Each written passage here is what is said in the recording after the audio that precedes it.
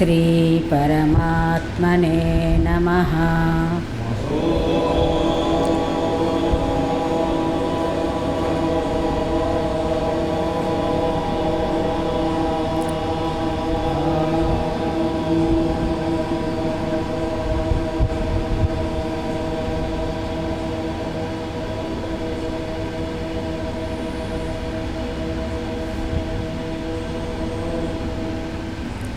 श्री परमात्मने नमः।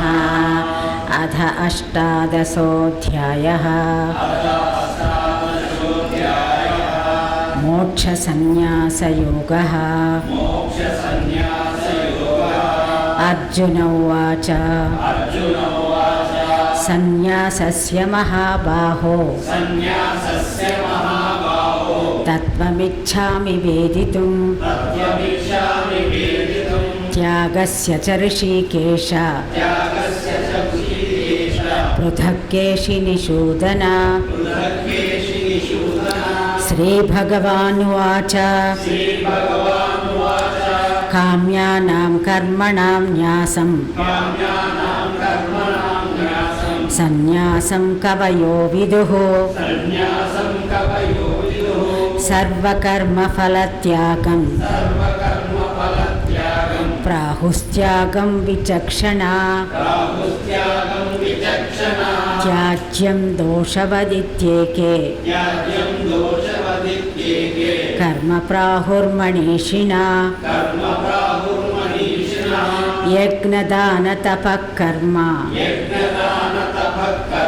न त्याज्यमिति चापरे। निश्चयं शृणु मे तत्र त्यागे भरतसत्तमा।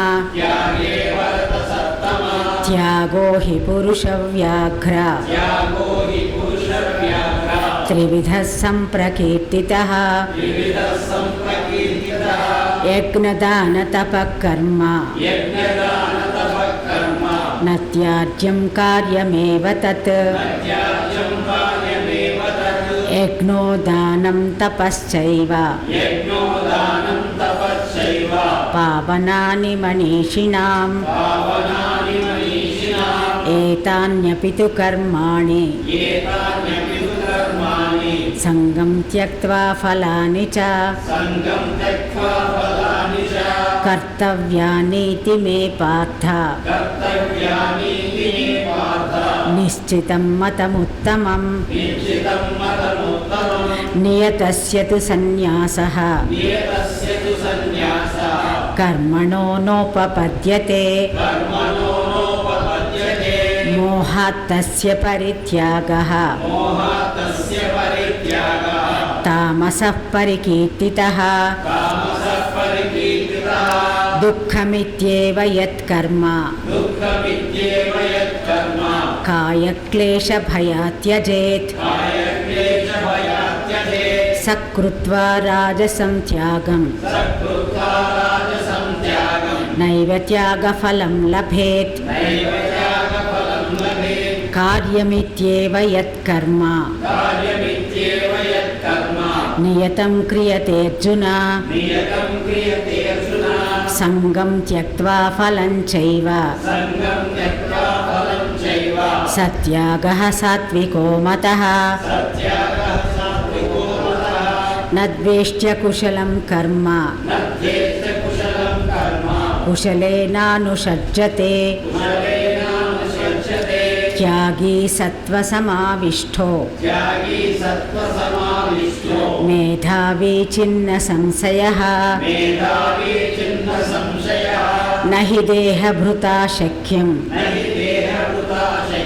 त्यक्तुं कर्माण्यशेषतः। यस्तु कर्मफलत्यागी सत्यागीत्यभिधीयते। अनिष्टमिष्टं मिश्रं च त्रिविधं कर्मणः फलम्। भवत्यत्यागीनां प्रेत्य न तु सन्न्यासिनां क्वचित्। పంచైతాని మహాబాహో కారణాని నిబోధ మే సాంఖ్యే కృతాంతే ప్రోక్తాని సిద్ధయే సర్వకర్మణాం అధిష్టానం తథా కర్త కరణం చ పృథగ్విధం వివిధాశ్చ పృథక్ చేష్టా దైవం చైవాత్ర పంచమం శరీరవాङ्मनोभिर्యత్ కర్మ ప్రారభతే నరః న్యాయం వా విపరీతం వా పంచైతే తస్య హేతవః తత్రైవం సతి కర్తారం ఆత్మానం కేవలం తు యః పశ్యత్యకృతబుద్ధిత్వాత్ న స పశ్యతి దుర్మతిః యస్య నాహం కృతో భావో బుద్ధిర్యస్య న లిప్యతే హత్వాపి సైమాన్ లోకాన్ న హంతి న నిబధ్యతే జ్ఞానం జ్ఞేయం పరిజ్ఞాత త్రివిధా కర్మ చోదన కరణం కర్మ కర్తేతి త్రివిధ కర్మ సంగ్రహః జ్ఞానం కర్మ చ కర్తా చ త్రిధైవ గుణభేదతః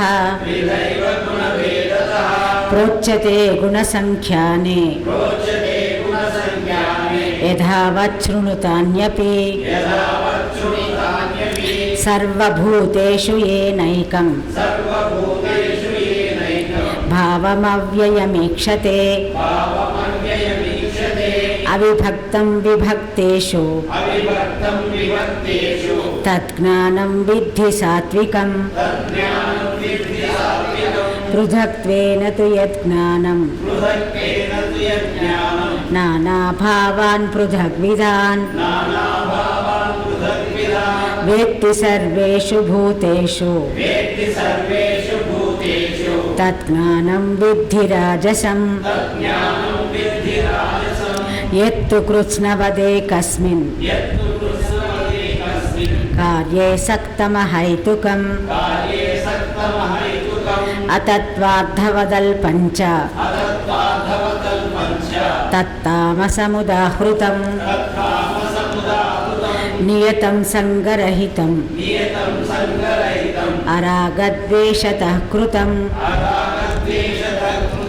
అఫలప్రేప్సునా కర్మ యత్తత్ సాత్వికముచ్యతే యత్తు కామేప్సునా కర్మ సాహంకారేణ వా పునః క్రియతే బహుళాయాసం తత్రాజసముదాహృతం అనుబంధం క్షయం హింసాం అనవేక్ష పౌరుషం మోహాదారభ్యతే కర్మ యత్తత్తామసముచ్యతే ముక్తసంగో నహం వాది ధృత్యుత్సాహసమన్వితః సిద్ధ్యః సిద్ధ్యోర్నిర్వికారः కర్తా సాత్విక ఉచ్యతే రాగీ కర్మఫల ప్రేప్సుః లుబ్ధో హింసాత్మకో శుచిః హర్షశోకాన్వితః కర్తా రాజసః పరికీర్తితః అయుక్తః ప్రాకృతస్తబ్ధః షటో నైష్కృతికో లసః విషాదీ దీర్ఘసూత్రీ చ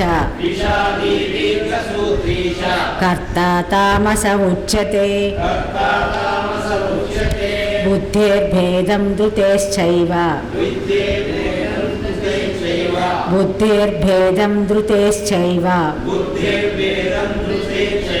గుణతస్త్రివిధం శృణు ప్రోచ్యమానమశేషేణ పృథక్త్వేన ధనంజయ ప్రవృత్తించ నివృత్తించ కార్యాకార్యే భయాభయే బంధం మోక్షం చ యా వేత్తి బుద్ధిः సా పార్థ సాత్వికి యయా ధర్మమధర్మం చ కార్యం చ కార్యమేవ చ అయథావత్ ప్రజానాతి బుద్ధిः సా పార్థ రాజసి అధర్మం ధర్మమితి యా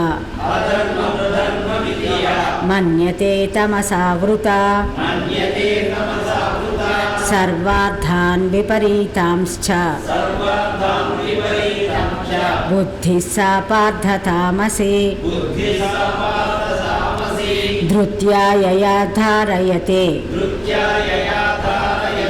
మనః ప్రాణేంద్రియక్రియాః యోగేన వ్యభిచారిణ్యా ధృతిः సా పార్థ సాత్వికి యయా తు ధర్మకామార్థాన్ ధృత్యా ధారయతే అర్జున ప్రసంగేన ఫలాకాంక్షి ధృతిः సా పార్థ రాజసి యయా స్వప్నం భయం శోకం విషాదం మదమేవ చ న విముంచతి దుర్మేధ ధృతిः సా పార్థ తామసి సుఖం త్విదానీం త్రివిధం శృణు మే భరతర్షభ అభ్యాసాద్రమతే యత్ర దుఃఖాంతం చ నిగచ్చతి యత్తదగ్రే విషమివ పరిణామే మృతోపమం తత్సుఖం సాత్వికం ప్రోక్తం ఆత్మబుద్ధి ప్రసాదజం సుఖం త్విదానీం త్రివిధం శృణు మే భరతర్షభ అభ్యాసాద్రమతే యత్ర దుఃఖాంతం చ నిగచ్చతి యత్తదగ్రే విషమివ పరిణామే మృతోపమం తత్సుఖం సాత్వికం ప్రోక్తం ఆత్మబుద్ధి ప్రసాదజం సుఖం త్విదానీం త్రివిధం శృణు మే భరతర్షభ అభ్యాసాద్రమతే యత్ర దుఃఖాంతం చ నిగచ్చతి యత్తదగ్రే విషమివ పరిణామే మృతోపమం తత్సుఖం సాత్వికం ప్రోక్తం ఆత్మబుద్ధి ప్రసాదజం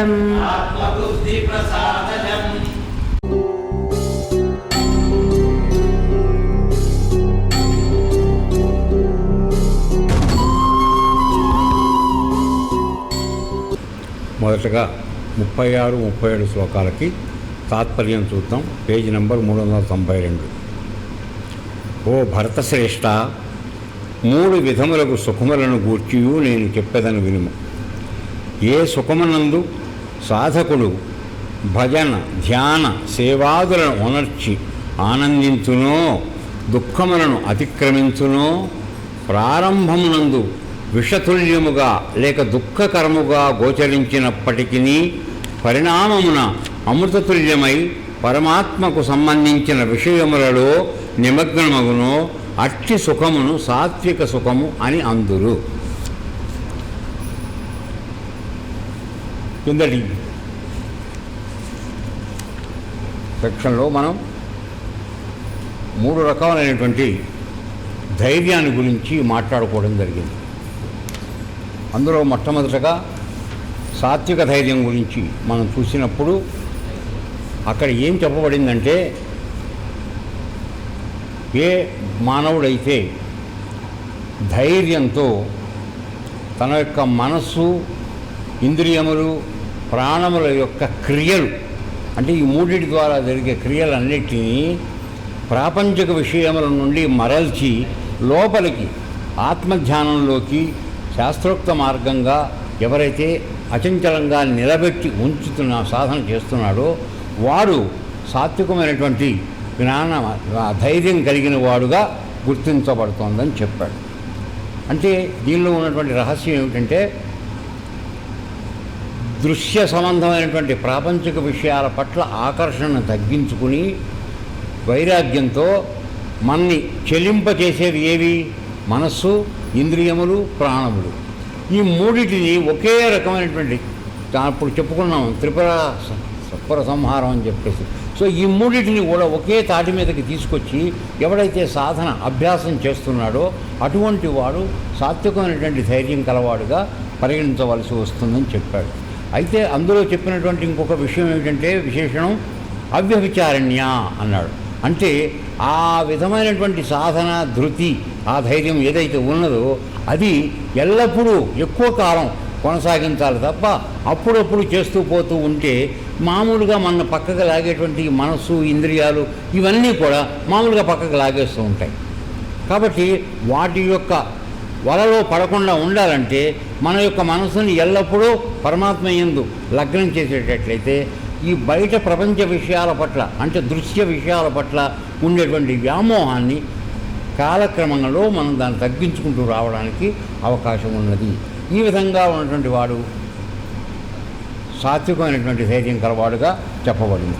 తర్వాత రాజసిక ధైర్యం ఎవరికి ఉన్నదంటే, ఏ మనుషుడైతే చేస్తున్న పనిలో ఫలాపేక్ష పొందుతూ, అంటే ఆశిస్తూ, తనకి చేతనైనంతగా ధర్మాన్ని పాటిస్తూ, ఉన్నంత కావాల్సినంత ధర్మం లేదు, తనకి వీలైనంత ధర్మాన్ని పాటిస్తూ అర్థం కోసం, కామం కోసం, అంటే ధర్మ అర్థ కామాలు, ఈ చతుర్విధ పురుషార్థాలలో మొదటి మూడింటిని మాత్రమే ప్రపంచంలో సాధించుకోవడానికి ఎవడైతే ప్రయత్నం చేస్తూ ఫలాపేక్ష కోసం చేస్తూ ఉంటాడో, ఈ మూడింటిని అనుష్ఠానం ఆసక్తితో, అంటే సంగత్వంతో ఎవడైతే అనుష్ఠానం చేస్తున్నాడో వాడు రాజసికమైనటువంటి ధైర్యం కలవాడుగా మనకి చెప్పడం జరిగింది. అంటే ఏమిటి? అతను చేస్తున్న ప్రతి పనిలోనూ నాకు ఏదో ఒకటి వెనక్కి రావాలన్నటువంటి ఆశ, వ్యామోహము, మోహము ఇవన్నీ కూడా దానిలో మిళితంగా ఉన్నాయి. అందువలన అతని దృష్టిలో ఎప్పుడూ కూడా చతుర్విధ పురుషార్థాలైనటువంటి ధర్మ అర్థ కామములు ఈ మూడు ఉన్నాయి తప్ప అందులో అసలైంది, ముఖ్యమైనది అనేటువంటి మోక్షం వాడి యొక్క దృష్టిలో లేదు, వాడి పరిజ్ఞానంలో లేదు, వాడికి అది కావాలని లేదు. ఈ మూడిటినే సామాన్యమైన ధర్మాన్ని పాటిస్తూ ఈ మూడిట్లోనూ వాడు ఎల్లప్పుడూ తగులుకొని ఉంటున్నాడు, సమయం గడుపుతూ ఆ విధమైనటువంటి దీంట్లో వాడు చేసుకుంటూ వెళుతున్నాడు. వాడు రాజసికమైనటువంటి ధైర్యం కలిగేవాడుగా చెప్పబడింది. ఇకపోతే మూడోది తామసిక ధైర్యం. ఈ మనిషికి ఖచ్చితంగా ఇంతకుముందు చూసిన వాడికి లేని గొప్ప లక్షణం ఏమిటంటే, వీడికి దుర్బుద్ధి ముందుగా ఉంది. ఈ ఉన్న దుర్బుద్ధితో అత్యంతమైనటువంటి నిద్ర, అలసత్వము, తర్వాత ఏ పని చేయాలన్న భయము, తర్వాత దుఃఖం, తర్వాత దిగులు, ఈ 4 గుణాలతో వీడు దుర్బుద్ధితో, మళ్ళీ దయచేసి ఇది బాగా గుర్తుపెట్టుకోవాలి, ఇందాక వాడికి దుర్బుద్ధి లేదు, వీలైనంత వరకు ధర్మం పాటిస్తున్నాడు అని చెప్పారు. వీడు అధర్మి, అధర్మం చేయడానికి ఏ విధమైనటువంటి వెరపు లేదు. ఏమిటి వాడిని పట్టి పీడించేటువంటి ఏమిటి బాధలు వాడికి? దుఃఖం. ఎంత ఉన్నా లేదు లేదు లేదు, ఇదే ఏడుపు. కాబట్టి ఏమిటి మానవులందరికీ వాడు ఉన్నటువంటి ఎక్కువ అయినటువంటి ప్రాబ్లం ఏమిటి అంటే, ఉన్నదాని పట్ల సంతృప్తి లేదు, లేని దానికోసం వెంపర్లాట. వీటిలో పడి మానవులు కొట్టుకుంటున్నారు. ఇదే తామసికమైనటువంటి ధైర్యం అనేది.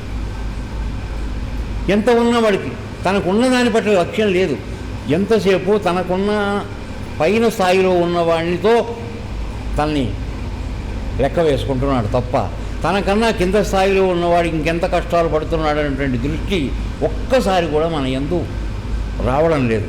దానివలన ఎల్లప్పుడూ మనకు అశాంతి, దుఃఖం, భయం. అయ్యో నేను వాళ్ళలాగా కోటీశ్వరుడు కాగలనా లేదా? అట్లా కష్టపడి గడ్డి తిని 1 కోటి రూపాయలు సంపాదించామనుకోండి, దాని తర్వాత వెంటనే దీన్ని 2 కోట్లు చేయటం ఎట్లా? తర్వాత అంతటికన్నా దగ్గరైనటువంటి మార్గం ఈ డబ్బును పెట్టుబడిగా పెట్టి ప్రజాప్రతినిధిగా మారిపోయి తొందరగా ఇంకా 100 కోట్లలోకి మనం ఎట్లా వెళ్ళిపోదాం? ఇటువంటి లక్షణాలతో, దుర్బుద్ధితో మానవులు అందరూ కూడా తమ లోపల ఉన్నటువంటి నిజమైన ఆనందాన్ని వాళ్ళు ఏనాడు పొందలేకపోతున్నారు. బయట విషయాల పట్ల అనురక్తి ఎక్కువైపోయి తమకు తామే కాళ్ళకి చేతులకి తాళ్ళు కట్టుకుని బంధించుకుని బాధపడిపోతున్నారు. ఈ విధమైన ధైర్యం వలన వాడు ఏనాడు శాంతి పొందడు. ఎంత కలిగినా వాడికి అశాంతి ఉంటుంది, విషాదం ఉంటుంది. సో ఈ విషయాలుగా మనం నిన్న చూడడం జరిగింది. ఈరోజు విషయంలో ఏమొస్తున్నామంటే, సుఖం అనేది ఏమిటి, దుఃఖం అనేది ఏమిటి, ఈ రెండిటి గురించి తెలుసుకోవాల్సినటువంటి అవసరం ఉంది బాగా. సో ఇప్పుడు 36వ శ్లోకానికి మనం టీకా తాత్పర్యం చూసిన తర్వాత విషయంలోకి వెళ్దాం. భరతర్షభ, భరతకుల శ్రేష్ఠుడవు అర్జున, ఎత్ర దేనియందు అభ్యాసాత్, ఈ మాట బాగా గుర్తుపెట్టుకోండి. అభ్యాసాత్ అనగా అభ్యాసము వలన లేక సాధన వలన రమతే ఆనందము పొందుతున్నాడో, దుఃఖాంతచ అంటే దుఃఖ నాశనమును కూడా నిగచ్చతి లెస్సగా పొందుతున్నాడో, తత్ ఆ సుఖం తు సుఖమునైతే ఇదానీం ఇప్పుడు త్రివిధం 3 విధములుగా మే నా యొక్క వచనాత్ నా వాక్యముల వలన శృణు వినుము. అంటే ఏ అభ్యాసం చేస్తే మానవుడు సుఖాన్ని పొందుతాడో చూడండి. ఎప్పుడైతే నువ్వు సుఖం పొందావో ఆటోమేటిక్గా నీ దుఃఖం పోయింది. ఎప్పుడైతే వెలుతురు వచ్చిందో చీకటి పోయింది. అర్థమైందా? సో ఇవన్నీ కూడా ద్వంద్వాలు. సో ఇక్కడ ఏం చెప్తున్నాడు పరమాత్మ, ఏ విధమైనటువంటి అభ్యాసం వలన నీకు నిజమైనటువంటి సుఖం కలుగుతోందో, అదేవిధంగా నీ దుఃఖం కూడా అంతమైపోతుందో, లెస్సగా అంటే బాగా అసలు ఇంత కూడా లేకుండా అయిపోతుంది. అటువంటి దుఃఖాంతం కలుగుతున్నదండి దేనివలన పొందుతున్నదో ఈ విధమైన సుఖాన్ని 3 రకాలుగా చెప్పాల్సి ఉంటుంది. అంటే ఎందుకని? అసలు ఈ అధ్యాయంలో ఇప్పటివరకు మనం చూస్తున్నవన్నీ కూడా త్రిగుణాల మీద ఆధారపడి మన ప్రపంచ వ్యవహారాలు, ఆధ్యాత్మిక విషయాలు అన్నీ కూడా కొనసాగుతున్నాయి. మన యొక్క 3 గుణాలే. కాబట్టి ఈ 3 గుణాలకి దాటి ఎవరు అవతలికి వెళ్ళే అవకాశం లేదు. ఉన్నంతలో తనకున్నటువంటి 3 గుణాల యొక్క ప్రభావాన్ని ఇతర గుణాలు అంటే రాజస తామస గుణాల యొక్క ప్రభావాన్ని తగ్గించుకుంటూ సాత్వికంలోకి నువ్వు ఏ విధంగా ప్రతి విషయంలోనూ నీ శ్రద్ధలో, నీ భక్తిలో, నీ సాధనలో, నీ ధైర్యంలో, నీ యొక్క సుఖం పొందడంలో అన్నిటిలో కూడా ఈ 2 గుణాల యొక్క ప్రభావాన్ని తగ్గించుకుంటూ నీ చేతిలో ఉన్న పనిని సాధించి సాత్వికమైన దాంట్లోకి నువ్వు అన్ని విషయాల్లోకి వెళ్ళగలిగేటట్లయితే అప్పుడు ఈ సాత్విక సాధన వలన కలిగేటువంటి ఫలితం ఏం జరుగుతుందయ్యా అనేటట్లయితే నీ మనస్సు అత్యంత గొప్పదైన విధంగా ప్రక్షాళన చేయబడుతుంది. ఆ విధంగా అటువంటి మలినమైన మనస్సు చిత్తముగా మారి చిత్తానికి ఒక ఏకాగ్రత, మలినరహితమైనటువంటి మనస్సు చిత్తముగా మారి ఆ చిత్త ఏకాగ్రత ఏర్పడడం వలన అప్పుడు మన లోపల ఉన్నటువంటి ప్రకాశము, బుద్ధి రూపంగా ఉన్నటువంటి ప్రకాశం ఏదైతే ఉందో అది ఈ మొత్తం అన్నిటినీ, మనస్సుని అన్నిటినీ కూడా విస్తరించి ఇంకా చీకటి అనేది లేకుండా చేయడం వలన నీకేం జరుగుతుందంటే అంతవరకు నిన్ను బాధిస్తున్నటువంటి దుఃఖం ఏదైతే ఉందో అది వెళ్ళిపోతుంది, మొత్తం అంతా కూడా సుఖంతో నిండిపోతుంది. అందుకని ఇక్కడ రాయబడింది ఏమిటి? నిజమైన ఆనందము బయట లేదు. అంటే అదేమిటండి, ప్రపంచంలో చాలా ఉన్నాయి కదా, నాకు మాంసం తింటే చాలా సంతోషం కలుగుతుంది, మందు కొడితే చాలా సంతోషం కలుగుతుంది, లేకపోతే ఇంకా కామం పనులు చేస్తే సంతోషం కలుగుతుంది అని అనవచ్చు. మరి నిజమైన ఆనందం దానిలో కలిగేటట్లయితే మళ్ళీ ఇంకోసారి నువ్వు చేయకూడదు. అలా ఉండగలుగుతున్నావా? లేదు. అన్నం తిన్న తర్వాత సంతోషం కలుగుతుంది, సంతృప్తి కలుగుతుంది. అది కూడా ఫ్రీగా దొరికిన అన్నం అయితే బాగా ఉంటుంది, కాళ్ళు అవి వేసి పెడితే. సో అయితే మరి తెల్లారేపటికి మళ్ళీ మామూలేనే, ఇది ఎట్లా జరుగుతుంది? కాబట్టి ఇవన్నీ కూడా తాత్కాలికమైనటువంటి సుఖాలను ఇస్తున్నవి తప్ప నిజమైనటువంటి ఆనందాన్ని ఇచ్చేటువంటి కావు. అయితే మరి ఏది నీకు ఇస్తుందయ్యా, అది ఎక్కడుందయ్యా? అది నీలోనే ఉందయ్యా. ఎలా వస్తుంది అంటే నీవు సాధన వలన, అభ్యాస. ఎవరు నీకు అభ్యాసం ఎవరు నేర్పుతున్నాడు?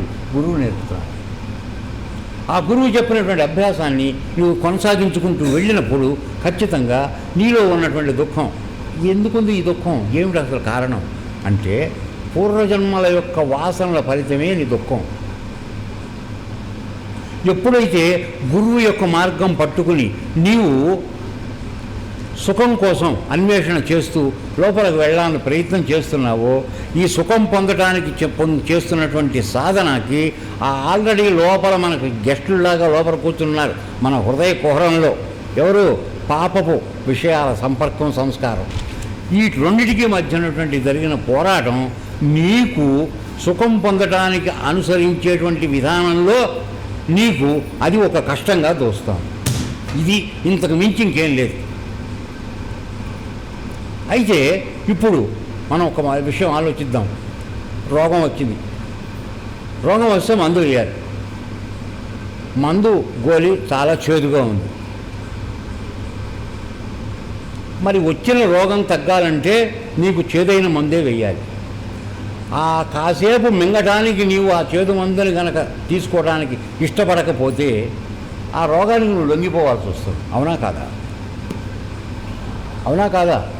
కాబట్టి కొద్దిసేపు కలిగే కష్టాన్ని, చేదు మాత్రం మింగడం అనే దాన్ని నీవు అధిగమించేటట్లయితే ఎప్పటికీ నీ అనారోగ్యం పూర్తిగా పోయి ఆరోగ్యవంతుడుగా నువ్వు తిరిగే అవకాశం. అదేవిధంగా ఈ ప్రాపంచిక విషయాలతో నువ్వు పొందుతున్నటువంటి రోగం ఏదైతే ఉందో ఆ రోగం పోవాలి అంటే నీకు కొద్దిగా కష్టతరమైనటువంటి సాధన నీకు ఇవ్వాలి. ఆ సాధన చేస్తున్నప్పుడు ఇష్టం వచ్చినట్లు తిరుగుతున్నటువంటి మనస్సు పెట్టేటువంటి కష్టాల వలన ఆ సాధన పట్ల నీవు విముఖుడు అవుతున్నావు. ఇది కాదు, గురువుగారు చెప్పాడు, భగవద్గీత చెప్తోంది. కాబట్టి ఈ కష్టాన్ని మనం లెక్క పెట్టకూడదు, మనం చేద్దాం అనేటువంటి పట్టుదల, ధైర్యం, సాత్విక ధైర్యం ఎవరికైతే ఉన్నదో వాడు తన యొక్క మనస్సుని, ఇంద్రియాలని, ప్రాణాలని ఒక దోవలోకి తీసుకొచ్చి వాటి వలన జరిగే క్రియలన్నింటినీ ఒక మార్గంలో పెట్టి అధ్యాత్మ మార్గంలో వాడు ఎప్పుడైతే వీటిని పెట్టుకుంటున్నాడో వాడు ఆటోమేటిక్గా తనకున్నటువంటి దుఃఖాన్ని పోగొట్టుకుని శాశ్వతమైనటువంటి ఆనందాన్ని, సుఖాన్ని పొందడానికి అవకాశం. సో వాటి గురించినటువంటి విషయం ఇవాళ మనం చూస్తున్నాం. ఇది అత్యంత శ్రద్ధగా వినండి. భగవద్గీతలోకి చివరకు వచ్చాం. ఇక మీకు చెప్తున్నటువంటి ప్రవచనాల్లో కూడా మేము చివరిసారిగా వీటిని ముచ్చటించడం జరుగుతుంది. ఇక తర్వాత మీకు ఈ విషయాలు చెప్పే అవకాశం కానీ అవసరం కానీ ఉండకపోవచ్చు. ఎందుకంటే ఎన్నిసార్లు ఉన్న విషయాన్ని చెప్తూ వస్తున్నాం. 18 అధ్యాయాలుగా మనం మాట్లాడుతున్నది ఇదే విషయం. ఏమిటి, ఎక్కడ మొదలైంది భగవద్గీత అనేటట్లయితే భగవద్గీత మొదలైంది ఎక్కడ? అర్జున విషాద యోగంతో మొదలైంది. మనందరికీ ఉన్న స్థితి వాళ్ళదే. ఉన్నదాని పట్ల లక్ష్యం లేదు, లేని దాని పట్ల వెంపర్లాడు. ఈ విధమైనటువంటి విషాదం ఏమైపోతుందో, నా పిల్లవాడి ₹1,00,00,000 సంపాదించి ఇవ్వగలనో లేదో, నా బిడ్డకు మంచి పెళ్లి చేయగలనో లేదో, నేను 3 బంగాళాలు కట్టుకోగలనో లేదో. ఒకటి కాదు అశాంతి, ఎన్నో రకాల అశాంతితో మనం బాధపడుతున్నాం. సో ఈ విషాదం పోవాలంటే నీవు తాత్కాలికమైనటువంటి సుఖాల పట్ల వ్యామోహం తగ్గించుకుంటే కానీ, కొద్దిపాటి యోగ శిక్షణను సాధన చేస్తే కానీ ఈ తత్కాలంలో పొందేటువంటి శాంతులు సుఖాల యొక్క నిజరూపం నీకు అర్థమయ్యి వాటిని వదిలించుకుని అసలైన ఆనంద స్థితికి నువ్వు చేరే అవకాశం ఉంది. ఇంతకన్నా ఇంకొక మార్గం మాత్రం లేదు. నీకు ఉన్నది ఇప్పుడు నా జీవితం బాగానే ఉందండి, నాకు బాగా నడిచిపోతుంది అనుకుంటే నీ ఇష్టం. కృష్ణ పరమాత్మ కాదు, ఆయన తండ్రికి పరమాత్మ ఇంకెవరు కూడా నిన్ను బాగు చేయలేరు. దండం పెట్టడమే.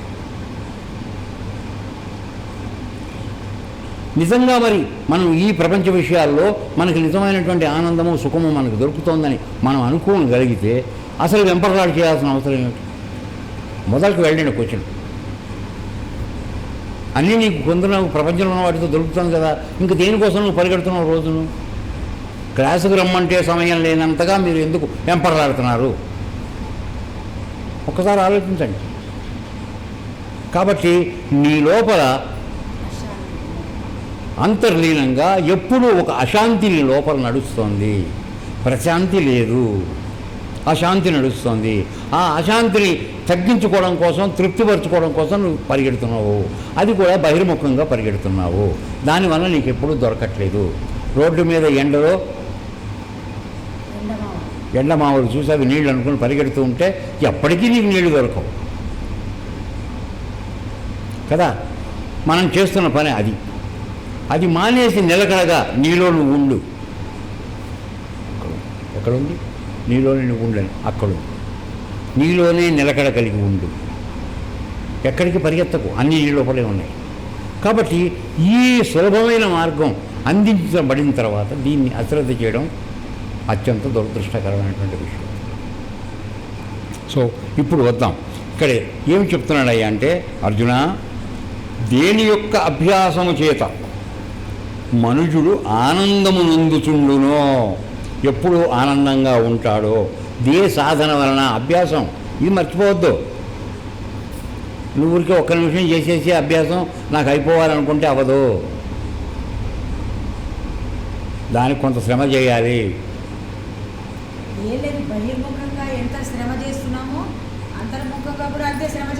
ప్రపంచంలో మీరు బియ్యం పండించుకోవడానికి మనం శ్రమ చేయట్లేదా? అయితే అక్కడ ప్రపంచంలో దొరికేవి నీకు తాత్కాలికమైనటువంటి సుఖాన్ని ఇస్తున్నాయి తప్ప, మళ్ళీ ఈ పంట అయిపోగానే ఇంకో పంటకు మళ్ళీ భూమి భూమి అనుకుంటూనే ఉన్నావు, మళ్ళీ ఎత్తులు వేస్తూనే ఉన్నావు, గొర్రె కొడుతూనే ఉన్నావు, నీళ్ళు పెడుతూనే ఉన్నావు.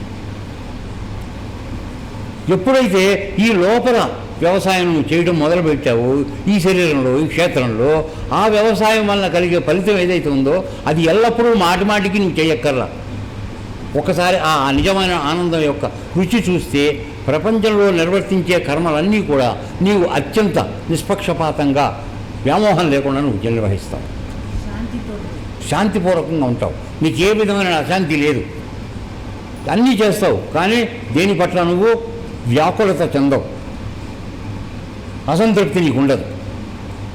సో ఈ ఒక్క చిన్న ప్రయత్నం మనం ఎందుకు చేయలేకపోతున్నాం? సో అక్కడ ఈయన అదే చెప్తున్నాడు విషయం. ఏ విధమైనటువంటి అభ్యాసం చేత ఆనందాన్ని పొందుతూ ఉంటాడో, అదేవిధంగా ఎప్పుడైతే ఆనందాన్ని పొందుతున్నాడో దుఃఖ శాంతి కూడా లెస్సగా పొందుతున్నాడు. అంటే ఉన్న దుఃఖం కూడా పోతోంది. అంటే ఎప్పుడైతే మనలో ఆనందం ప్రకటితం అవడం మొదలవుతుందో ఆటోమేటిక్గా మనలో ఉన్న దుఃఖం పోతుంది. ఎప్పుడైతే మనలో అశాంతి, దుఃఖం ఎక్కువ అవుతుందో ఉన్న ఆనందం నిర్లిప్తం అయిపోతుంది, కనపడకుండా అయిపోతుంది. నిజానికి రెండు మనలోనే ఉన్నాయి. ఎట్లా అంటే, నువ్వు ప్రపంచ విషయాల పట్ల ఉన్నంత వరకు నీకు దుఃఖం ఉంది.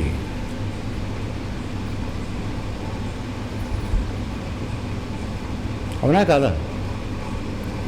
అలా కాకుండా ఆత్మజ్ఞానం సాధన చేసుకుంటూ లోపల పరమాత్మ యొక్క అన్వేషణలో పరమాత్మతో సంయోగం చెందడం నీవు గనక అలవాటు చేసుకుంటే ఆ ఆనందం కలిగిన తర్వాత ఈ విషయాలన్నీ కూడా చాలా తేలికగాను తుచ్చంగాను నీకు కనపడతాయి, నీకే అనుభవం అవుతుంది, ఎవరో చెప్పక్కర్లా. అందుకే ఇక్కడ వాడు చెప్తున్నాడు ఆయన, ఏ అభ్యాసం వల్ల అంటే ఏమిటి, ఇక్కడ మనం అంతా అనుకుంటాం ప్రవచనాలు వింటే మనకేదో వస్తుందని చెప్పి, గ్రంథాలు చదివితే వస్తుంది అనుకుంటాం, ఇవన్నీ అబద్ధం. ఎందుకంటే ఎక్కడైనా సరే ప్రాక్టికల్ సైన్స్, ఈ భగవద్గీత అంతా అనేది మొత్తం ప్రాక్టికల్ సైన్స్, అంటే అభ్యాస రూపంగా నువ్వు అనుభవపూర్వకంగా తెలుసుకోవాల్సినటువంటి సాధన చేయవలసినటువంటి విషయం ఇది. లేని పక్షంలో నీకు అనుభవపూర్వకంగా రాదు. ఎంతసేపు మామిడి పండ్లు బాగుంటుంది తీయగా ఉంటుందని గురువుగారు చెప్తే విని ఆహాన్ని నోరెమ్మడి నీళ్లు గార్చుకోవడం తప్ప నువ్వు తినే అవకాశం రాదు. నువ్వు నిజంగా మామిడి పళ్ళు తిన్న రోజున గురువుగారు చెప్పిన మాట ఎంతవరకు కరెక్టో నీకు తెలుసు అనుభవపూర్వకంగా. సో ఆ విధంగా సిద్ధించాలంటే కొద్దిపాటి శ్రమకి నీవు సిద్ధపడాలి. ఏ విధంగా మామూలు ప్రపంచ విషయాలు చేయడానికి ఎంత శ్రమ పడుతున్నావో అందులో కొంత శాతం మాత్రమే నీవు గనక ఆధ్యాత్మపరంగా నువ్వు శ్రమ చేసేటట్లయితే ఖచ్చితంగా అనంతమైనటువంటి ఆనందం నీ లోపలే దొరుకుతుంది. ఒకసారి ఆ ఆనందపు రుచి నీకు తెలిసిన తర్వాత మిగతా ప్రపంచ విషయాలతో కలిగేటువంటి టెంపరీ సంతోషం ఏదైతే ఉందో దాని పట్ల అంత ప్రాముఖ్యత నీకు రాదు. చెయ్యాలి, చేద్దాం. అందుకోసమని ఇదివరకటి రోజుల్లో పిల్లవాడిని ఉపనయనం చేసిన తర్వాత గురుకులంలో 12 సంవత్సరాలు ఆధ్యాత్మ మార్గంలో పెట్టడానికి వాడికి బ్రహ్మజ్ఞానం నేర్పడానికి పంపేవాడు. ఒకసారి ఆ బ్రహ్మజ్ఞానం తెలుసుకున్న తర్వాత వాడికి తర్వాత వివాహం చేసుకోమనేవాళ్ళు. వాడు వివాహం చేసుకునేవాడు, సంతు కలిగే వరకు భార్యతో ఉండేవాడు. సంతు కలిగిన తర్వాత వాడి తర్వాత ఎవరైతే రోజు నిత్య సంస్కారం చెయ్యాలో అగ్నిహోత్రం చెయ్యాలో ఆ పెద్ద కొడుక్కి అది అప్పచెప్పి వాడు అరణ్యానికి వెళ్ళిపోయాడు. ఈ ప్రపంచంలో పొలం పెంచుకోవడం, ఆస్తులు పెంచుకోవడం, కోట్లు చేసుకోవడం ఇవి లేదు. ఇప్పుడు వచ్చింది ఈ దిగ్గుమాలిన సంస్కృతి మనకి. ఆ పెద్ద కొడుకు తయారై వాడు వివాహమై వాడు ఇదైన తర్వాత మళ్ళీ వాడు కూడా తన పెద్ద కొడుకో లేకపోతే తమ్ముడికో ఇంట్లో ఉన్న నిత్యాగ్నిహోత్రం మాత్రం ఎప్పుడు ఇదైతే వీల్లేదు. అక్కడ నిత్యాగ్నిహోత్రం అంటే ఏమిటి అర్థం? అంతరార్థంలో మీరు అందరూ మరి యోగం నేర్చుకుంటున్నారు కదా, చెప్పండి నిత్యాగ్నిహోత్రం అంటే ఏమిటి? అది కరెక్ట్. ప్రాణాయామం చేయడం వల్ల యోగాగ్ని నీలో రగిల్చడం నిత్యాగ్నిహోత్రం. అందుకే ఎప్పుడు అవ్యభిచారిణ్య అంటున్నాడు. నా మాటకు అర్థం అది. నువ్వు ఖాళీ లేకుండా దాన్ని చేయాలి, ఖాళీ దొరికితే చేయాలి. ఎందుకని ఇంత జాగా ఇస్తే మనసు ఇంత అయిపోతుంది, రాక్షసి లాగా భూతంలాగా పెరిగిపోతుంది. అందుకోసమని నా మనసుకి ఇటువంటి విషయాల పట్ల ఆసక్తి రాకుండా ఎల్లప్పుడూ అవ్యభిచారిణ్య అంటే ఏమాత్రం ఖాళీ వదలకుండా నువ్వు సాధనలో ఉండాలి. అట్లా కొద్ది కాలం నువ్వు కష్టపడితే, దయచేసి గుర్తుపెట్టుకోండి, 100 సంవత్సరాలు మన జీవితం అయితే యోగ సాధన నువ్వు చేసేది 10 నుంచి 12 సంవత్సరాలు. ఒకసారి అది నువ్వు సాధించిన తర్వాత మిగతా జీవితం అంతా నువ్వు సేవలో గడుపుతావు తప్ప నీ స్వార్థం గురించి ఆలోచించవు. నాకేంటి అనే సంగతి రాదు. ఇది తెలుసుకోలేని మూర్ఖులు నేను నా సంసారము, పెళ్ళాము, పిల్లలు, ఆస్తులు వీటి పట్ల పరిగెడుతున్నారు. ఎప్పటికీ దాన్ని గమ్యం చేరలేకపోతున్నారు. ఎంత కలిగినా వాడికి సంతృప్తి ఉండడం లేదు, ఇంకా వెతుకులాటలోనే ఉంటున్నారు. సో దయచేసి గుర్తుపెట్టుకోండి, నీ లోపల ఉన్న పరమాత్మతో సంయోగం చెంది అక్కడ నీవు శాశ్వతమైనటువంటి సుఖాన్ని అనుభవించడం నువ్వు కనుక అలవాటు చేసుకుంటే ఆటోమేటిక్గా నీ ప్రపంచ విషయాల్లో ఉన్న దుఃఖం పోతుంది, అడగక్కర్లేదు. ఎప్పుడైతే ఒక లైట్ వేయగానే రూములో ఉన్న చీకటంతా వెళ్ళిపోతుందో అదే విధంగా జరుగుతుంది. నీలో ప్రకాశ రూపంలో ఉన్నటువంటి పరమాత్మ ఎప్పుడైతే ప్రకటితమై నిన్ను ఆవరిస్తాడో నీ శరీరంలో ఉన్నటువంటి చీకటి లక్షణాలన్నీ పోతాయి. ఇదే మార్గం, ఇంతకన్నా ఇంకొక మార్గం లేదు. కాబట్టి అభ్యాసం చెయ్యండి అంటే ప్రాక్టికల్. వాచా జ్ఞానం వెళ్దాం. మంచి మహానుభావులు ఎంతో చక్కని ప్రవచనాలు చెప్తున్నారు, అన్ని గ్రంథాల్లో విషయాలు మీకు చెప్తున్నారు, వింటున్నారు. కానీ అవి మీ జీవితంలో ఎంతవరకు అమలుపరచబడుతున్నాయి? దయచేసి నిజాయితీగా చెప్పండి. అలా కాకుండా రోజుకు 3 సార్లు నీకు అరగంట తప్పులు నేను సమయం ఇచ్చాను, కూర్చొని నువ్వు 3 చేస్తే 3 సంవత్సరాల్లో నీ పరిస్థితి ఏంటి? 30 ఏళ్ళు విను అవి ప్రవచనాలు. భగవద్గీత కింద నుంచి పైదాకా చదివించు. చెప్తున్నారు కదా, పిల్లలు చదవడం చదివిస్తున్నారు కింద నుంచి పైదాకా. దాని లోపల అర్థం మాత్రం ఎవ్వరు తెలుసుకునే అవకాశం ప్రయత్నం జరగడం లేదు. అలా కాకుండా ప్రాక్టికల్గా, this is a practical science, దీన్ని అభ్యాసం చేసి నువ్వు కనుక ఒక ఆనందాన్ని పొందడం, నిజమైన ఆనందం పొందడం జరిగితే నీ లోపల అంతవరకు జరుగుతున్నటువంటి అంతర్ఘర్షణ ఏదైతే ఉందో, దుఃఖము, అవన్నీ ఆటోమేటిక్గా పటాపంచలేదు. అర్థంగా? కాబట్టి ఇప్పుడు మీకు చెప్పినటువంటి యోగ సాధన అభ్యాసం చేయడం అనేటువంటి ఆవశ్యకత పూర్తిగా అర్థమైందా? భగవద్గీత ద్వారా, నా ద్వారా కాదు.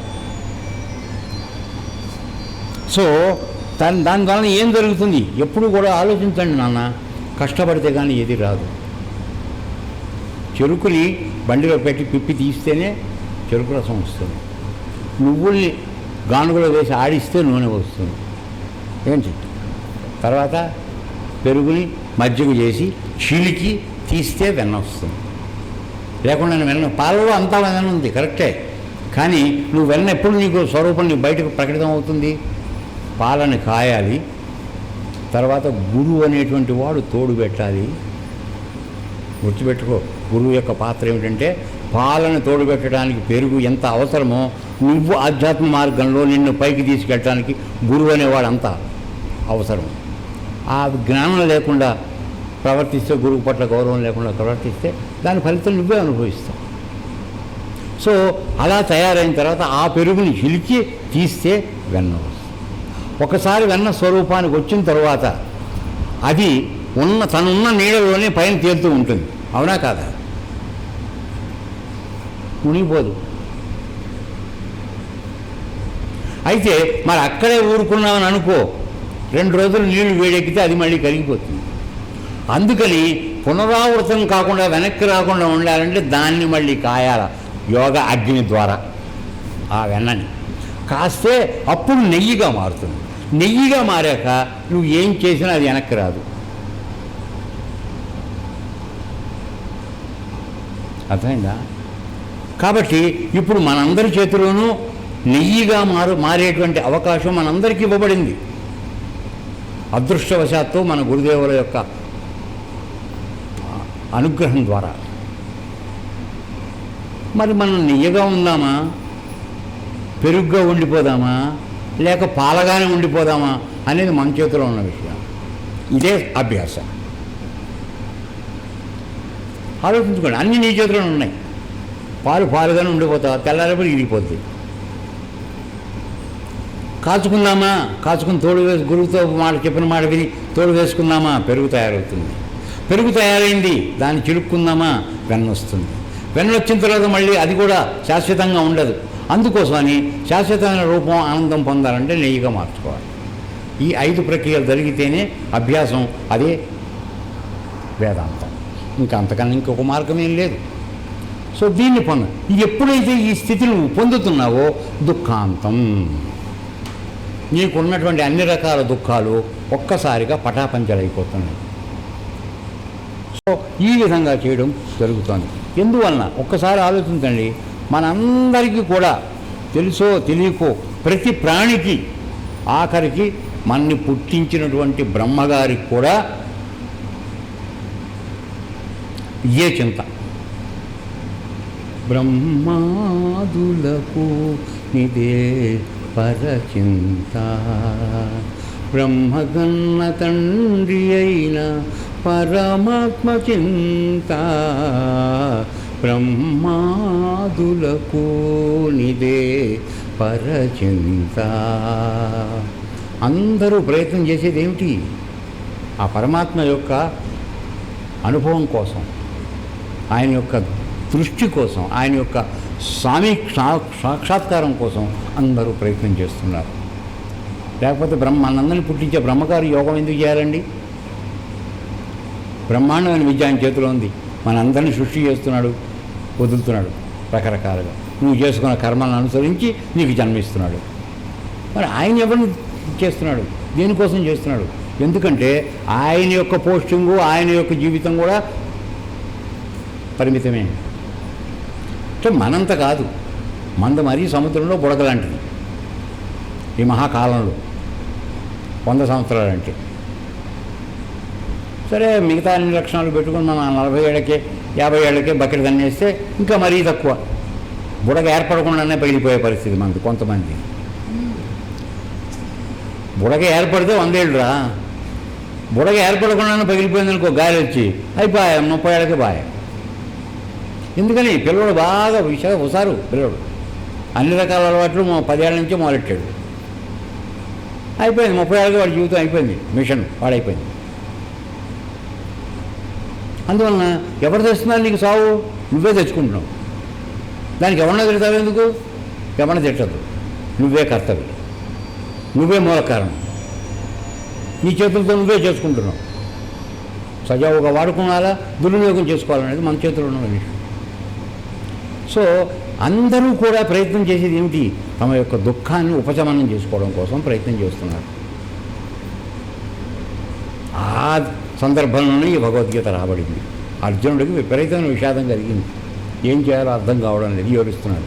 బాణాలు పక్కన బారేశాడు. ఇప్పుడు వాడిని లేపాలి, గాలి కొట్టాలి, నుంచోబెట్టాలి, బాణం వేయించాలి, ఇన్ని పనులు ఉన్నాయండి. అందుకని ఇంతసేపు మాట్లాడాల్సి వచ్చింది.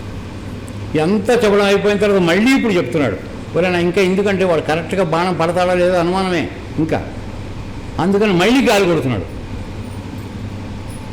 ఎవరైనా ఆయన కర్తవ్యంగా నువ్వు కర్మ చేసుకుంటూ వెళ్ళిపో, యోగివిక, యోగ సాధన చేయి, అభ్యాసం ద్వారా నేర్చుకో, కర్మ చేయడం నేర్చుకో, అంటుకోకుండా కర్మ చేయి. దానివల్ల నీ దుఃఖము పోతుంది, అనంతమైనటువంటి ఆనందం నీకు దొరుకుతుంది. సో ఈ విధంగా మనందరికీ కూడా తెలుసుకోవాల్సింది ఏమిటంటే, మన యొక్క దుఃఖం ఎలా పోతుంది అంటే అది మన చేతిలోనే ఉంది. ఆనందం ఎలా కలుగుతుంది అది మన చేతిలోనే ఉంది. దానికి మీరు ఎవరిని అనుకోవద్దు.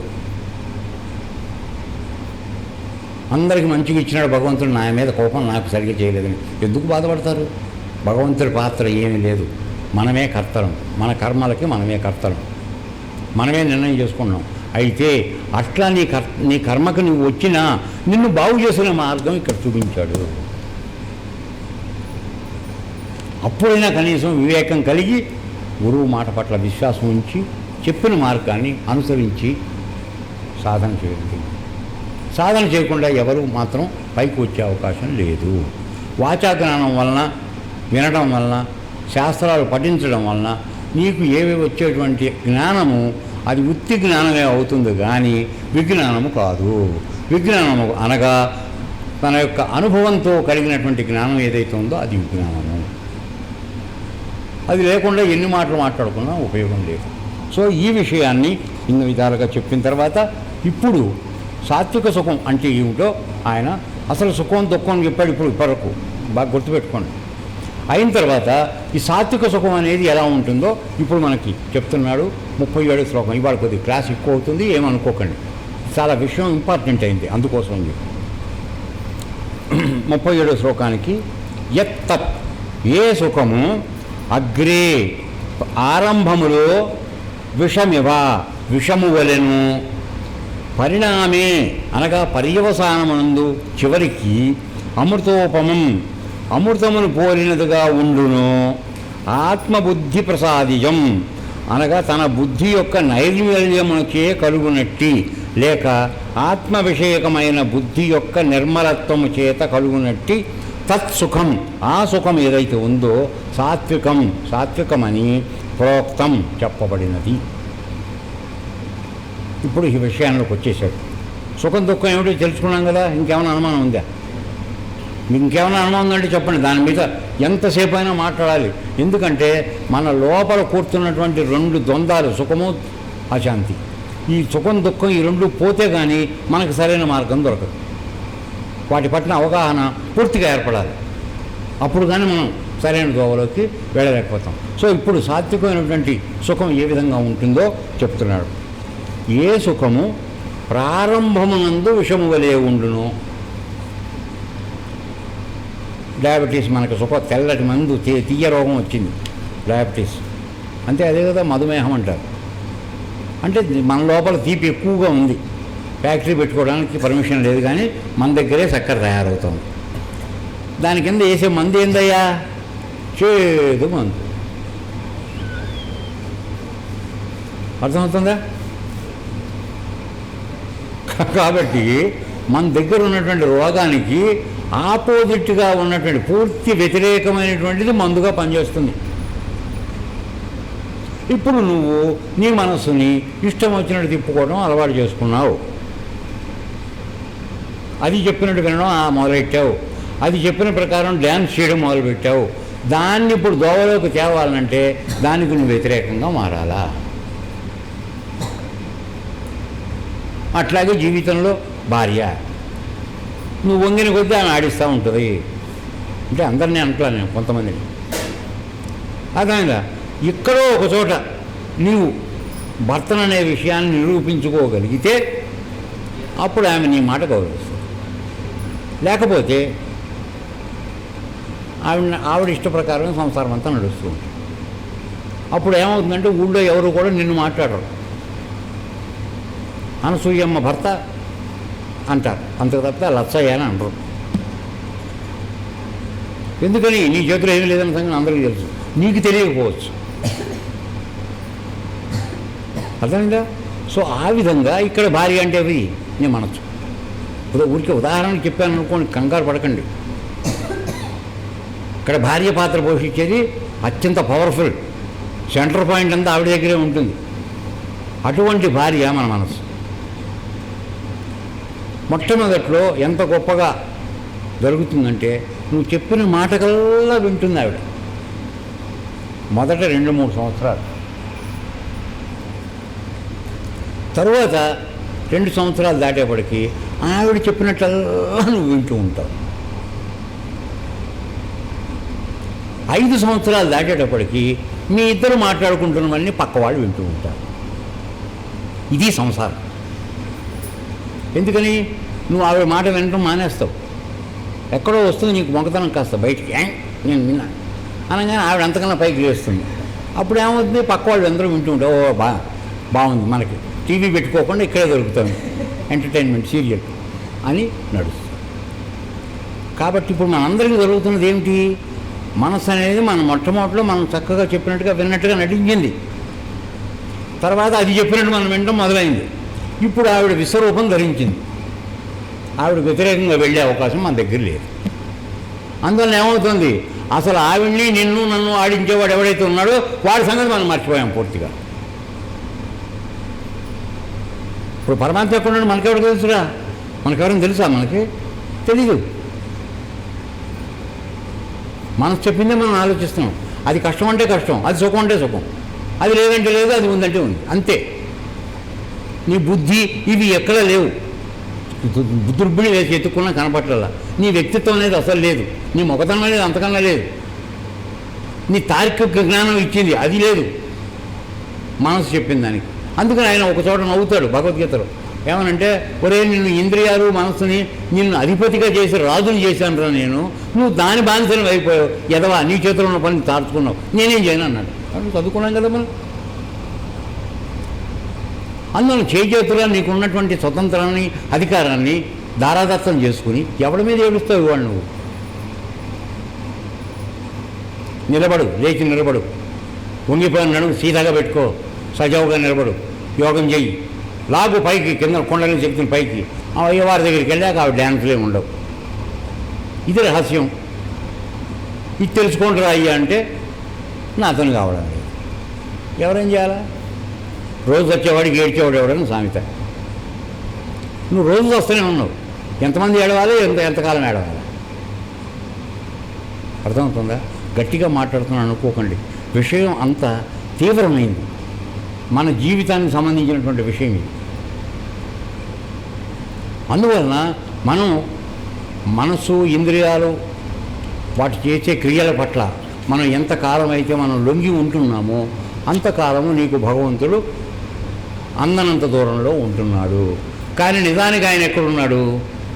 అంతర్యామి, మన అంతరంగాల్లో ఉన్నాడు, మన లోపలే ఉన్నాడు. హృదయస్థానం అక్కడే ఉన్నాడు. హృదయ కుహరంలో, హృదయ కుహర మధ్యే, అక్కడ మధ్యలో కూర్చున్నాడు ఆయన. అన్నీ తెలుసుకుంటున్నాడు, కానీ దేనికి పట్టుకుని ఉండడు.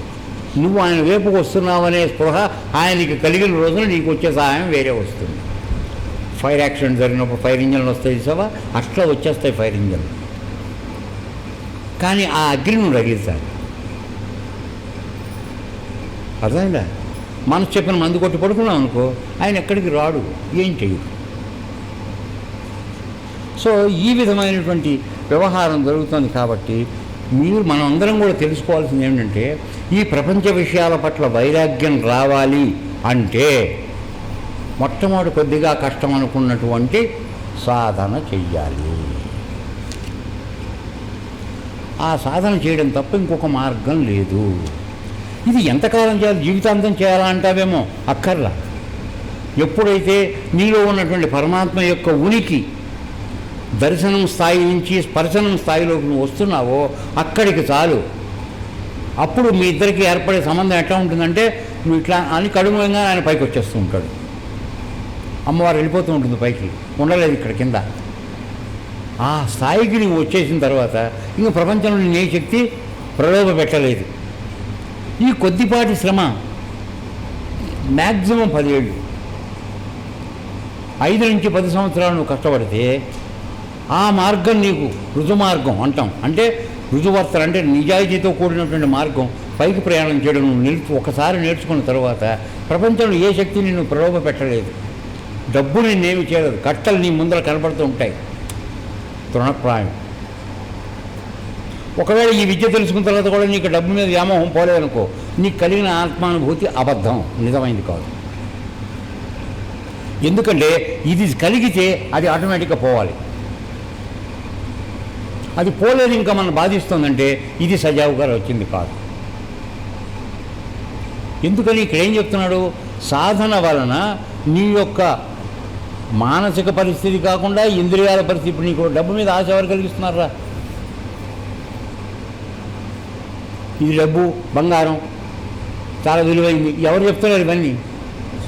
మనసు, ఇంద్రియాలు ఇవే చెప్తున్నాయి మనకి. అమ్మో అది కింద పడితే ఎత్తి ఎవరు వేసుకోవాలి,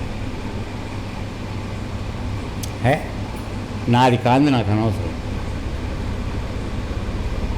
ఆ విరక్తి అంతవరకు కలిగితే చాలు. అది కలిగినప్పుడు ప్రాబ్లం లేదు. కాబట్టి ఈ సాధన అనేది నేను ఎక్కడికి తీసుకెళ్ళాలంటే పైకి ప్రయాణం చేయడమే కాకుండా ప్రాపంచిక విషయాల పట్ల వైరాగ్యం కూడా నీకు రావాలి. ఆటోమేటిక్గా వస్తుంది. భగవంతుడు నీలో ప్రకటితం అయితే ఆటోమేటిక్గా అది వచ్చేస్తుంది. అవసరమే, డబ్బు అవసరం లేదని నేను చెప్తున్నానా? ఏమండి, డబ్బుని ఎంతవరకు చూడాలో అంతవరకే చూడు. దానికి నువ్వు అధిపతి, కానీ అది నీకు అధిపతి కాకూడదు. నేను చెప్పేది అదే. అందరూ గుర్తుపెట్టుకోండి, డబ్బుని మనం సంపాదిస్తున్నాం కానీ మనని డబ్బు సంపాదించడం లేదు. నువ్వే కర్తవి, నువ్వు యజమానివి. నీ యజమానత్వం నిలబెట్టుకోవడం నేర్చుకోండి. లేకపోతే దానికి లొంగిపోయారనుకో, అంతే, అవుట్. మిమ్మల్ని ఎక్కడ చూపించాలో అక్కడికి తీర్చేస్తుంది. ఈ జన్మలో, ఈ జన్మ కాదు, కొన్ని వందల జన్మల వరకు కూడా పరమాత్మ యొక్క సాన్నిధ్యాన్ని నువ్వు రాలేవు. ఇది ఒక మాయ తెర. ఈ తెరను దాటితేనే పరమాత్మ, లేకపోతే కష్టం. సో ఆ విధమైనటువంటి ఇది జరుగుతుంటే ఇక్కడ మనం ఏమిటి గుర్తుపెట్టుకోవాలంటే, మొట్టమొదట్లో మిమ్మల్ని తెల్లారుజామున లేవమంటాం కష్టంగా ఉంది, ఒప్పుకుంటా, నేనే ఒప్పుకుంటా. అంతకుముందు 7 గంటల వరకు లేచేవాడు కాదు. 7 గంటలు కూడా చాలా తక్కువేమో. అంతకుముందు రోజు మందు పార్టీ కొడితే 8, 9 కూడా అవుతుంది కదా. సో నువ్వు తెల్లారుజామున లేవాలనేది ఒక కష్టం. రెండోది, స్నానం చేసి వచ్చి కూర్చొని యోగం చేయండి అని చెప్పేది రెండో కష్టం. మూడోది, ఆహారం మాంసం తినద్దంటాం. తర్వాత ప్రతి పౌర్ణమికి నిద్ర కాయాలి ఇక్కడ మమ్మల్ని. ఈ కష్టాలు మీకు కష్టంగా ఉంది, మాకు తెలుసు ఆ సంగతి. కానీ మీరు కూడా గుర్తుపెట్టుకోండి, మీలాంటి జన్మే మాది కూడా. మీలాంటి సంసారంలోనే మేము వచ్చాము, మాకు ఆ సంసారాలు ఉన్నాయి. మరి మేము ఎందుకు చేయగలుగుతున్నాం, మీరు ఎందుకు చేయలేకపోతున్నారు? ఏమిటి నీలో తక్కువ? నువ్వు నాకన్నా చాలా గొప్పవాడినే కదా నీ అభిప్రాయం. నీకున్నంత పరిజ్ఞానం నాకు లేదని కదా నీ ఉద్దేశం. మీ అందరికీ కూడా చాలామంది నిజమే ఆ విషయం. ఎందుకంటే మీకున్న తెలివితేటల్లో 1% కూడా నాకు లేదు. అది నిజం, నిర్వివాదాంశం. అర్థమైందా? మరి ఎందుకు మీకు ఈ అసంతృప్తి కలుగుతోంది? ఎందుకు మీరు చేయలేకపోతున్నారు? ఎక్కడుంది లోపం? ఇవాళ నేను కాళ్ళు మీద కూర్చుంటే వచ్చి ఎవరో అహంకారం లేని వాళ్ళు నా కాళ్ళు పట్టుకుంటున్నారు. అహంకారం వదలని వాడు నా కాళ్ళ దగ్గర రావడం లేదు. చూస్తున్నాను నేను. అంటే నేను అహంకారం ఉన్నవాడు గురువు కాళ్ళు పట్టుకోలేడు. గురువుగారు కాళ్ళు పట్టించుకోవడానికి కూర్చున్నాడా? కాదు. నీ తల ఎంతవరకు దించుతున్నావో తెలియడం కోసం పట్టుకున్నాడు. ఇటువంటి సేవ చేయించుకోకూడదు, నిజంగా చెప్తున్నాను నేను. అర్థమైందా? సో అందువల్ల ఎందుకు ఇటువంటివన్నీ ఎందుకు పట్టుకున్నాం, ఎందుకు చేస్తున్నాం? గురువుగారికి ఎందుకు సాష్టాంగ దండప్రణామం చేయమంటున్నాం? 8 అంగాలు నేను నేలకు తగులుకుంటూ గురువుని సేవ చేయాలి. అది లెక్క. సా అష్ట అంగ. మరి అత్యంత వినయంతో గురువుగారి యొక్క మనసు తెలుసుకుంటూ ప్రశ్నలు వేసి నీవు సమాధానం తెచ్చుకోమంటావు. ఏదవి లేవు. సో ఈ విధంగా చేయటం వలన ఏమవుతుందంటే కొద్దిపాటి శ్రమకి మనం మొదట్లో విముఖత, అసంతృప్తి మనం చూపిస్తే ఎప్పటికీ పర్మనెంట్గా పొందేటువంటి ఆనందానికి మనం దూరం అవుతున్నాం. నేను చెప్పే బాధ అది. నా గురించి కానీ మీ గురించి కానీ వ్యక్తిగతంగా ఏమో అనుకోకండి.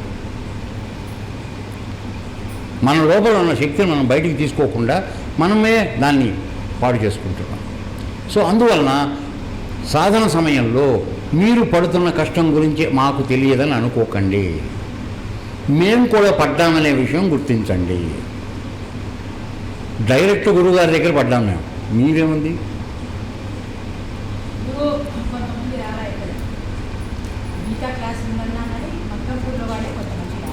సో ఆ చాయిస్ మీకు ఉంది. ఇక్కడ ఇష్టం ఉంటే గురువు దగ్గరకు వస్తారు, రాకపోతే ఇష్టం లేదనుకో, కష్టం ఉంది ఇంట్లో, అసలు కనపడటం మానేస్తారు. కానీ గురువే నీ ఇంటికి వచ్చినప్పుడు నువ్వు ఎక్కడికి వెళ్తావు? నెలల తరబడి ఉండేవారు గురువుగారు మా దగ్గర. నెలల తరబడి రాత్రి 2 వరకు బోధ చేసి 2:30కి లేచి స్నానం చేసి కూర్చోమనేవాడు యోగంలో. చాయిస్ లేదక్కడ. నువ్వు ఉంటా? ఇక్కడ ఉన్నవాళ్ళు ఎంతమంది ఉంటారు చెప్పండి?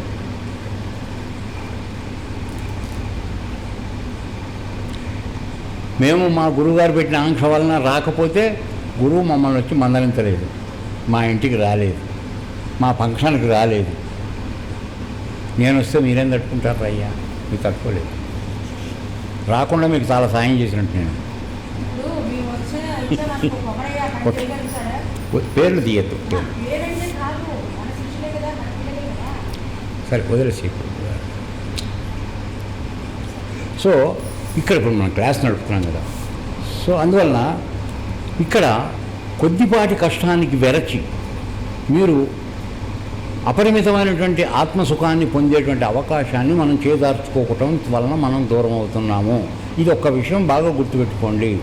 పోనీ అది నీ చేతుల్లో లేని విషయం అంటే అన్నీ నీ చేతుల్లో ఉన్న విషయాలే. కొద్దిపాటి పట్టుదల నీకు కావాలి. ఒకసారి పంట చెడిపోయింది, రాలేదు. రెండోసారి మళ్ళీ విసుగు చెందకుండా నువ్వు వేస్తున్నావో వేయట్లేదా? మానేసావా? ఈ ప్రయత్నం ఎందుకు మానేస్తారు? ఆత్మజ్ఞానం సంబంధించిన ప్రయత్నం ఎందుకు మానేస్తారు? ఇక్కడ చెప్తున్నది అదే. ఏ సాధన చేత, అభ్యాసం చేత ఎవడు మొదట్లో కష్టంగా అనిపించినా వాడు ఆ సాధనను కొనసాగించి తన యొక్క దీన్ని పట్టుదలని పెంచుకుని చేస్తాడో వాడు ఒక రోగం కలిగినటువంటి రోగగ్రస్తుడికి ఇచ్చేటువంటి చేదు మందుని మింగి వాడు స్వస్థుడు అయినట్టుగా, స్వస్థత అంటే ఆరోగ్యం చేకూర్చుకుంటున్నట్టుగా మీరు కూడా మీ యొక్క పూర్వజన్మ సంస్కారాల కలిగినటువంటి పాపాలు మన యొక్క అంతరాంతరాల్లో నిలిచి ఉన్నాయి 83 లక్షల జన్మల నుంచి. ఆ పాపాలన్నిటినీ వదిలించుకోవాలనుకుంటే నువ్వు చేస్తున్నటువంటి పుణ్యక్రియలు ఏవైతే ఉన్నాయో వీటి రెండింటికి పోట్లాట వస్తుంది. దాని ఫలితమే నీకు విసుగు అశాంతి జరగడానికి కారణం. ఎందుకని అవి పోతా చిచ్చు పెట్టిపోతాయి. ఆ లోపల నుంచి బయటికి వెళ్ళిపోవాలి. అవి ఇప్పుడు పరమాత్మ లోపలికి వస్తున్నాడు, ఇవన్నీ పారిపోవాలి బయటికి. పోతే పోతే ఏం చేస్తాడు, నీకు నిప్పు పెట్టిపోతాయి. గురుగారు చెడ్డోడు, గురుగారు తిడతాడు, ఏవో ఇక రకరకాలు. అవి పోవడానికి ఇష్టపడవు తొందరగా. కొన్ని వేల సంవత్సరాల నుంచి లోపల గూడు కట్టుకుని ఉన్నాయి. అవి ఖాళీ చేయించి గురుగారు వచ్చి కూర్చుంటానంటే నువ్వు ఎట్టే పడినెత్తాయిరా, కబ్జా చేసావు, నువ్వు లేచి వెళ్తావా? వెళ్ళవు. సో ఈ విధమైనటువంటి కొట్లాడ వలన నీకు కలిగేటువంటి అశాంతి, ఇది గుర్తుపెట్టుకోండి. నువ్వు ఎప్పుడైతే మంచి పని చేయడానికి వెళ్తున్నావో ఆటోమేటిక్గా మనలో ఉన్నటువంటి పాప సంస్కారాలు ఏవైతే ఉన్నాయో అవి రివోల్ట్ ప్రకటిస్తాయి, స్వాతంత్రం ప్రకటిస్తాయి. నువ్వు చేసే పని తప్పని నీకు చెప్పిస్తాయి. అదేం పోతున్నావు అనవసరంగా 3 గంటల వేళ లేదు, ఇక సుఖంగా పండుకోక. ఇది ఎక్కడ యోగం రా? దెయ్యాలు పట్టేవాళ్ళ చెప్పేవాళ్ళు ఉన్నారా లేరా? ఉంటారు. సో అందువలన ఇటువంటి విషయాల పట్ల నువ్వు పడిపోయావు అనుకో, ఎల్లప్పటికీ నువ్వు గురుగారు కాదు కదా, ఆయన తండ్రికి వచ్చి కూడా నిన్ను బాగు చేయలేడు. ఎందుకని అంటే కృష్ణ పరమాత్మ తనంతట తాను యుద్ధం చేయొచ్చు. అర్జునుడిని ఇంత గాలి కొట్టి ఎక్కించి వాడి చేత ఎందుకు చేయించాడు? తను కర్తగా ఉండకూడదు అక్కడ.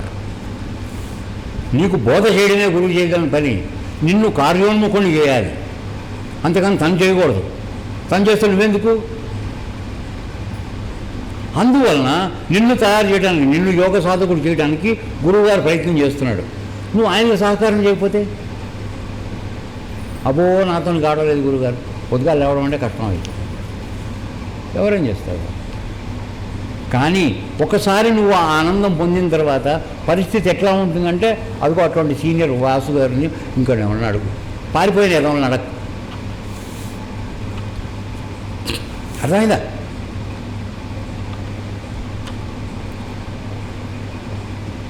అది నీ చేతుల్లో ఉన్న పని. వాసు ఏది సాధించలేడు ఎప్పుడే? ఎందుకు సాధించగలిగాడు? వాడేమైనా పైనుంచి వచ్చాడా? లేకపోతే మేమేమైనా పైనుంచి వచ్చామా? రాలేదే. నమ్ముకున్న పట్టుదలని విడిచిపెట్టలేదు, అదొకటే మీ అందరికీ చెప్పేది. దానిలో ఏమాత్రం సడలింపు తీసుకురాకండి. ఆ విధమైన సడలింపు వస్తే మీరు ఎప్పటికీ చేరలేరు.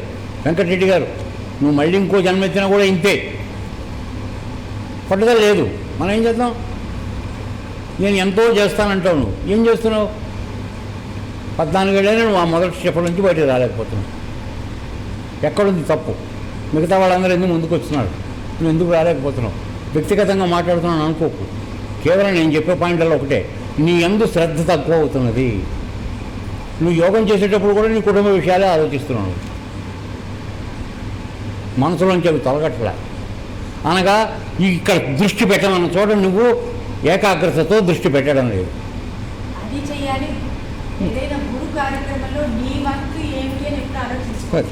ఓకే సరే, ఆ తర్వాత ఇప్పుడు ఆలోచించండి. ఒక్క నిమిషం ఆగండి, ఒక్క నిమిషం. సో ఇప్పుడు ఒక పిల్లవాడు ఉన్నాడు అనుకోండి, 10th క్లాస్ ప్రిపేర్ అవుతున్నారు పిల్లలు. 2 నెలల పాటు వాడు నిద్ర లేకుండా చదువుతాడు. అయిన తర్వాత 2 నెలలు హాయిగా రిలాక్స్ అవుతాడు. అట్లా వాడు చదువుకుని ఒక స్థితికి వచ్చి ఉద్యోగంలో చేరాడు అనుకో, అప్పుడు వాడు రిలాక్స్ అవుతాడు. అవునా కాదా? కాబట్టి ప్రతి కష్టం వెనకాల సుఖం ఉంది అనేటువంటి జ్ఞానం నీకుండాలి. ప్రాక్టికల్గా నువ్వు లైఫ్లో చూస్తున్నావు, నీ జీవితంలో చూస్తున్నావు, నీ పిల్లల జీవితంలో చూస్తున్నావు. అయినా మనకు బుద్ధి ఎందుకు రాదు? కాబట్టి ఈ అంతర్యోగంలో కూడా నీవు కష్టపడి సాధన చేస్తే తర్వాత పొందే ఆనందము ప్రపంచంలో దేన్ని కొనలేదు, దేనితోనూ కొలవలేవు దాన్ని నువ్వు. అది సాధించండి అని చెప్తాను. తర్వాత ఇంకోటి, ఎందుకని ఇది ఇక్కడ 2 విషయాలు చెప్తున్నాడు. విషమివ అమృతోపం, 2 విశేషణాలు వేస్తున్నాడు ఈయన. ఏమిటి విషమివ అంటే, నువ్వు సాధన చేసేటప్పుడు కలిగేటువంటి కష్టాలు ఏవైతే ఉన్నాయో, నిద్ర మానేయమంటాం, ఆహారం మానేయమంటాం, ఇవన్నీ కూడా ఒక విషం నిన్ను మింగించినట్టుగా బాధపడతావు. విషంలాగా అనిపిస్తుంది, అది విషం కాదు. అది విషంలాగా కనపడుతుంది, అది విషం కాదు. నీకు లోపలికి వెళ్ళిన తర్వాత దాని పని అమృతంగా మార్చడానికి ప్రయత్నం చేస్తుంది. అందుకని దాని తర్వాత ఏమున్నాడు? అమృతోపమం అంటే అమృతాన్ని పోలినటువంటి ఫలితాన్ని ఇస్తుంది ఆ శ్రమ. మామూలు అమృతం అంటే ఏమిటి? దేవతలు తాగేది చావు రాకుండా కాపాడుకోవడానికి, అంతే కదండి. రాక్షసులు దేవతలు కొట్టుకుని దేనికి? చావు రాకుండా ఉండడానికి అమృతం వాడారు. కానీ నీకు ఇక్కడ అమృతం వంటిది అంటున్నాడు. అమృతం అంటారా? దయచేసి బాగా మనం టెక్నికల్గా ఆలోచించాలి. ప్రపంచ విషయాల్లో బాగా ఇట్లా పగలు చూసుకుంటూ ఉంటాం మనం. ఇక్కడ ఎందుకు రాదు మనకు ఆ జ్ఞానం? అమృతం వలే ఉంటుంది అంటే ఏమిటి అర్థం? ఆ అమృతం తాగితే కొన్నాళ్ళు నీ చావు ఆపుకుంటావు. అసలు ఈ అమృతం ఏమిటంటే నీ జన్మే లేకుండా అయిపోతుంది. ఇది నిజమైన అమృతం. కాబట్టి కొద్ది కాలం టెంపరీగా హాస్పిటల్లో ఐసీయూలో పడుకోబెట్టి మనం ఎక్కించుకుని దాని ఫలితమా, లేకుండా మనం బయట శరీరం ఆరోగ్యంగా అట్టే పెట్టుకుని ఉండడం ఏది ముఖ్యం? సో తర్వాత ఇది చేస్తే ఏమిటి, ఈ సాధన చేస్తే కలిగే ఫలితం ఏమిటి అంటే ఆత్మబుద్ధి ప్రసాదితం. సో నీకు ఈ విధమైన కష్టానికి ఓర్చుకుని నీవు కనుక అమృత సమానమైనటువంటి ఆత్మజ్ఞానాన్ని నువ్వు పొందితే నీకు వచ్చేది ఏమిటయ్యా అంటే ఆత్మబుద్ధి ప్రసాదజం, అనగా ఆత్మసుఖం నీకు కలుగుతుంది. ఆ ఆత్మసుఖం అనేది ఒకసారి నీకు రుచి తెలిసిన తర్వాత ప్రపంచంలో ఏ సుఖాలు దాని ముందు సరిరావు. అప్పుడు నీకు వెంపర్లాట ఆటోమేటిక్గా తగ్గిపోతుంది. అన్ని పనులు నిర్వికారంగా చేస్తూ ఉంటావు. ఇక్కడ జరుగుతోంది పని గురువుగారి దయ, జరగట్లేదు గురువుగారి దయ, నాదేం లేదు ఇందులో. ఇది ఎందుకు కాదని తుప్పు కత్తి బయట తీస్తానంటే నువ్వు పోయావు, నువ్వు మళ్ళీ నీ కర్తృత్వంలోకి వస్తున్నావు. కాబట్టి పని చెయ్యి, ఫలితం ఆశించకు. నాకు ఇది రావాలి ఫలితం అని అనుకోవద్దు. సన్యాసం జరిగింది లేదు. ఈ విధంగా నువ్వు ఎప్పుడైతే చేస్తూ యోగ సాధన మాత్రం కొన్నాళ్ళు ఈ శరీరంలో నీ శరీరము, ఇంద్రియాలు, మనస్సు ఇవన్నిటినీ సాధించుకోవడానికి కొంత ఖచ్చితమైనటువంటి శారీరకమైనటువంటి సాధన అవసరం. ఆ సాధన మాత్రం కంటిన్యూ చేయాలి. చేసిన తర్వాత ఏం జరుగుతుంది? అమృతం కన్నా ఎక్కువైన ఫలితం నీకు వస్తుంది. దానివల్ల ఏం జరుగుతుంది? ఆత్మశాంతి, ఆత్మసుఖం. అప్పుడు నువ్వు ఎంత ముగ్గురు పని నువ్వు చేస్తావు, కానీ నీలో ఏమీ ఉండదు. నీకు కావాలని లేదు, వదలాలని లేదు, ఏం చేయాలని లేదు. ఇటువంటి ఫలితం వస్తుంది. అందుకని చెప్పి ఆయన రామచంద్రుల వారికి వశిష్ఠుల వారు చెప్పినటువంటి రహస్యం ఏమిటంటే మామూలుగా ఈ ఆత్మసుఖం అనేది ఆకాశంలో లేదు, పాతాళంలో లేదు, అది ఎక్కడుంది? నిర్మలమైన నీ బుద్ధిలోనే ఉందని చెప్పాడు కృష్ణార్పణం. కాబట్టి స్వయాన రాముల వారికి చెప్పాడు వశిష్ఠ గీతలో. ఆయన మేము కూడా అదే చెప్తున్నాం, భగవద్గీత కూడా అదే చెప్తున్నాం. ఎందుకని? భగవద్గీత అనేది అన్ని ఉపనిషత్తుల యొక్క సారాంశం. కాబట్టి దాంట్లో చెప్పినవన్నీ కూడా ఏవి అశాస్త్రీయమైనది కాదు, శాస్త్రీయమైంది. తర్వాత ప్రాక్టికల్గా చేయాల్సినటువంటి పని ఇది నేను చెప్పేది. మనం చెయ్యకుండా మాత్రం ఇటువంటి క్లాసులు మీరు 94 సంవత్సరాలు విన్నా కూడా దీనివల్ల ఫలితం లేదు, పూర్తి ఫలితం రాదు. నువ్వు కొద్ది మార్పు చెందడానికి ఉపయోగపడచ్చు ఇవి, కానీ నువ్వు పూర్తిగా మారే అవకాశం మాత్రం రాదు. పూర్తిగా మారాలంటే నువ్వు మామిడి పండుని తెచ్చుకోవాలి, చూడాలి, గురువుగారు చెప్పింది తిరిగి చూడాలి. అప్పుడు నీకు అనుభవం వస్తుంది. అనుభవంతో కూడినటువంటి జ్ఞానమే నిజమైనటువంటి విజ్ఞానము. భగవంతుడికి దగ్గరికి చేసేది అదే జ్ఞానం, అదే కావాలి. దానికోసమే ఇంత నిరంతరమైనటువంటి ప్రయత్నం జరుగుతుంది. కృష్ణార్పణ.